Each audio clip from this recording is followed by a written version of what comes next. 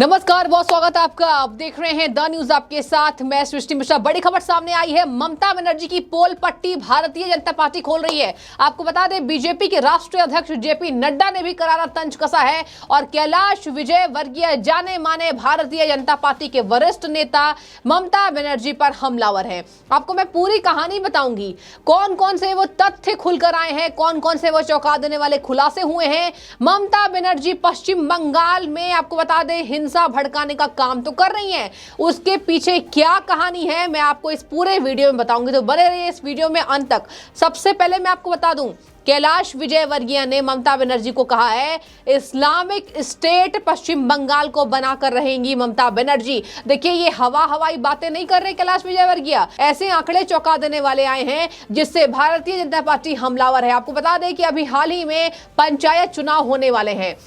Calcutta high court से झटका लग चुका है, केंद्रीय बलों की तैनाती की जाएगी। अब यह भी बोल दिया कोर्ट ने कल सख्त टिप्पणी करते हुए कि हमारी जिम्मेदारी नहीं है, जहां जहां केंद्रीय सुरक्षा बल तैनात नहीं होगी वहां वहां राज्य सरकार अपनी भूमिका खुद तय करे। ऐसे में ममता बनर्जी के कंधों पर यह जिम्मेदारी है कि वो हमेशा जो हिंसा भड़काने वाली पश्चिम बंगाल की तस्वीर आती है उसको कुछ न कुछ बदले। आपको बता दें कि परगना 24 में जमकर बमबाजी हुई। ये क्या हो रहा है पश्चिम बंगाल में, क्या ही हो रहा है। और ये हाथ पर हाथ धरकर जो ममता बनर्जी बैठी हैं, ये काला चिट्ठा ममता बनर्जी का खुलकर सामने आ रहा है। आपको बता दें कि कैलाश विजयवर्गीय ने कह दिया है साफ तौर पर, पंचायत चुनाव से पहले भारतीय जनता पार्टी के वरिष्ठ नेता कैलाश विजयवर्गीय जमकर हमलावर, पोल पट्टी खोल रहे हैं, कह रहे हैं इस्लामिक स्टेट ये बना देंगी। अब मैं आपको वो आंकड़े बताती हूँ किस वजह से वो कह रहे हैं। देखिए, आपको सबसे पहले मैं आपको बता दूं कि ममता बनर्जी ओबीसी वर्ग के साथ जो धोखा कर रही हैं, उससे ओबीसी वर्ग में नाराजगी, और नाराजगी नहीं, ये नाराजगी 24 चुनाव में जनता उनको दिखाएगी। सबसे पहले मैं आपको बता देती हूँ ममता बनर्जी ने 2011 में क्या किया था। देखिए, 2011 में उन्होंने ओबीसी में 71 जातियां जोड़ी।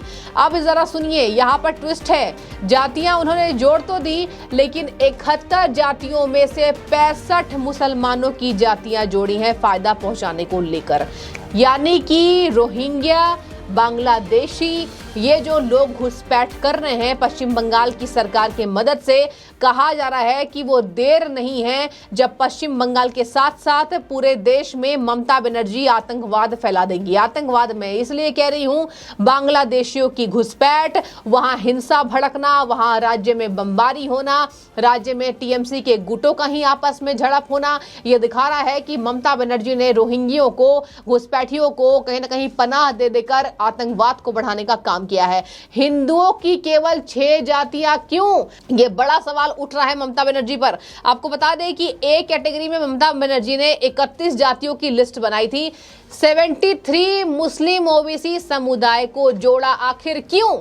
यही वजह है कि भारतीय जनता पार्टी को आंतरिक सूत्रों से यह पता चला है, और जब से यह पता चला है भारतीय जनता पार्टी हमलावर है और कह रही है इस्लामिक स्टेट बनाकर ही ममता बनर्जी पश्चिम बंगाल में सत्ता पाना चाहती है। यानी कि तुष्टीकरण की राजनीति की भेंट चढ़ा रही है, ये ओबीसी के गले घोट रही है। आपको बता दें, बाकी समुदायों के हकों की लड़ाई ममता बनर्जी अकेले नहीं लड़ रही हैं, बल्कि आपको बता दें कि हक की लड़ाई तो छोड़ दीजिए, उनके बारे में चिंता तक नहीं कर रही हैं कि उनका होगा क्या। हकों को छीनकर मुसलमानों को देना, तुष्टीकरण की राजनीति करना, ममता बनर्जी के दिन पूरे हो गए हैं। आपको बता दें, कहा जा रहा है कि अगर यही हश्र रहा तो कांग्रेस भी हमलावर है। कांग्रेस ने कह दिया है हम साथ नहीं देंगे, और यही वजह है कि ममता बनर्जी पर जेपी नड्डा तक अभी गुस्से में नजर आ रहे हैं। आपको बता दें, भारतीय जनता पार्टी के कद्दावर राष्ट्रीय प्रवक्ता जगत प्रकाश नारायण, जेपी नड्डा, उन्होंने क्या कहा है, उन्होंने साफ तौर पर कहा है ममता बनर्जी कहीं ना कहीं जिस तरीके से जो खुलासे हो रहे हैं, आपको बता दें उन्होंने साफ तौर पर ये इल्जाम लगाया ममता बनर्जी के ऊपर,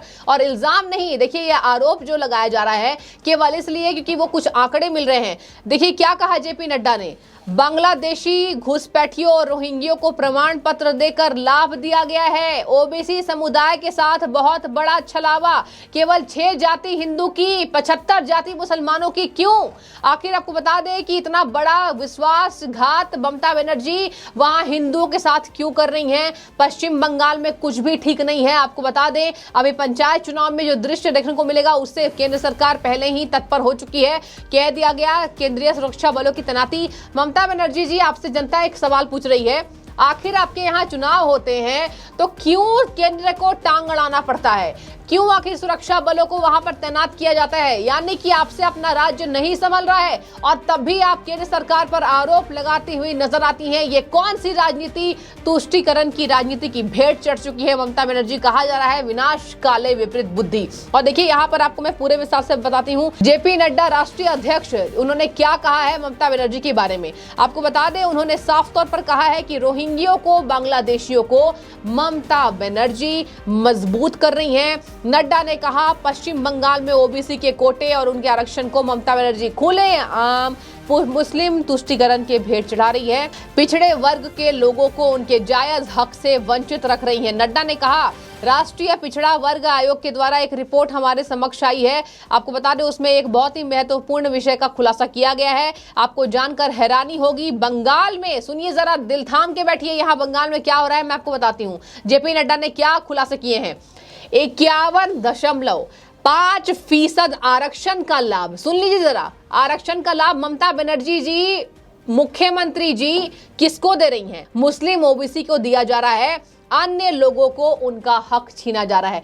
ये खुलेआम साउथ कोरिया जैसे जो बर्ताव कर रही हैं, जो अलग देशों में किया जाता है। भारत में तो लोकतंत्र है, कोरिया में क्या हो रहा है वो सबको पता है। अब कहा जा रहा है कि ये जो तानाशाही रवैया है ममता बनर्जी का पतन का कारण होगा और जो केंद्र सरकार पर यह आरोप लगाती है तानाशाही हो गई है। आप क्या कर रही हैं? आपने तो तुष्टीकरण की राजनीति के चलते यहाँ पर ओबीसी समुदायों का हक छीन लिया है। क्या आपको लगता है कि अब आपको वोट मिलने वाला है? ये जनता लगातार कमेंट सेक्शन में लिख रही है जब से ये बात का खुलासा किया गया है। जेपी नड्डा यहाँ पर हमलावर। और आपको बता दें कि जिस तरीके से नड्डा ने तंज कसा, इन विपक्षी दलों के हाथी के दांत हैं, दिखाने के अलग, खाने के अलग। ये पूर्ण रूप से एक बहुत बड़ा षड्यंत्र है। बड़ी खबर देखिए, नड्डा ने आगे तंज कसा कि बंगाल में 179 जातियों को आयोग दर्ज किया जाता है, जिनमें से 118 मुस्लिम समुदाय की जातियों को शामिल कर लिया गया है।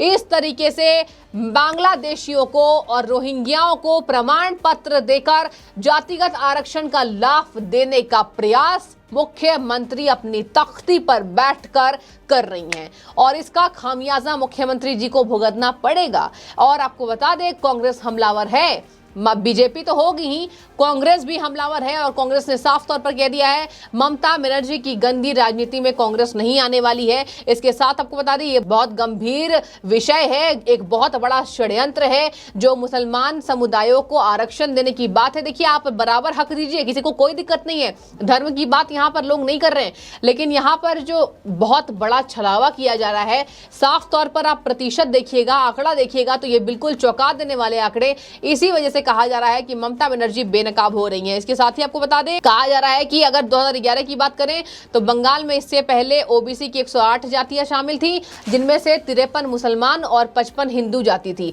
71 नई जातियों को इन सूची में जोड़ा गया, जिसमें से 65 मुसलमान और केवल 6 हिंदू जाति थी। बंगाल की जनसंख्या में 70.5% हिंदू हैं, 27% मुस्लिम आबादी है। पर मुस्लिम्स को ओबीसी आरक्षण के अंतर्गत, ध्यान से सुनिए क्या लिखा जा रहा है, 51.5% का लाभ प्रदान किया जा रहा है। यह है ममता बनर्जी की तुष्टीकरण की राजनीति। किसी को धर्म से कोई लेना देना नहीं है, लेकिन यहां लेना देना सिर्फ है अपने तानाशाही से। एक वर्ग को खुश करने की आड़ में ममता बनर्जी हंगामे की भेंट चढ़ा रही हैं, ओबीसी समुदायों से उनका हक छीन रही है, हिंदुओं को परेशान किया जा रहा है और यह बेहद गंभीर समस्या पश्चिम बंगाल के अंदर बन गई है, जिसको आप सभी तक पहुंचाना ये बेहद जरूरी काम था। तो आप कमेंट करके बताइए कि ममता बनर्जी ये राजनीति कितनी ओछी है। और आपको मैं ये भी बता दूं, आपको जानकर हैरानी होगी, जिस जगह पर दंगे होते हैं ममता बनर्जी वहां पर किसी को जाने की अनुमति नहीं देती है। यानी कि साफ तौर पर